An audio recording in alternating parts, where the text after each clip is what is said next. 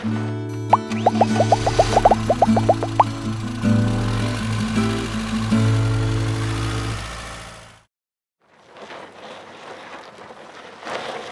guys, Scott with RV Wholesalers is going to show you how to fill up your fresh tank.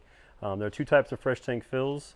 This one right here is your newer style, looks very much like your city water connection, but it is a freshwater fill. So you will screw your water hose into this and then let it fill through this this fitting right here. The other style is the older one you might see where there's a cap. The hose literally just sits inside there and fills up that way.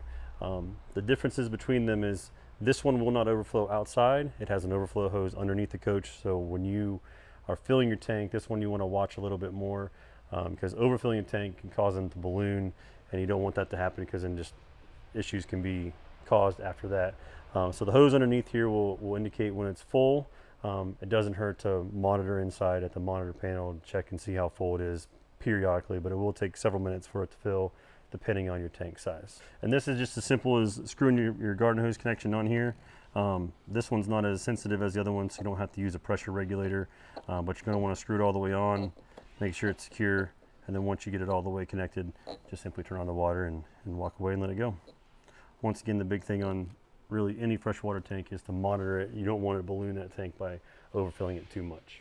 This is the other side of your freshwater connection, the more traditional style where the cap comes off and the hose can stay in there.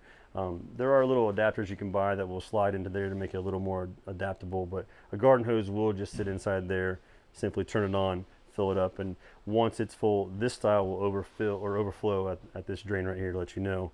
It's always a good idea though to watch your monitor panel, double check it, and just kind of gauge where it is, because once again, we don't want to overfill it too much because you could eventually balloon that tank.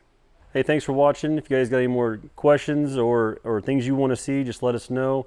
Always like and subscribe. You can always give us a call at 877-877-4494. Thanks.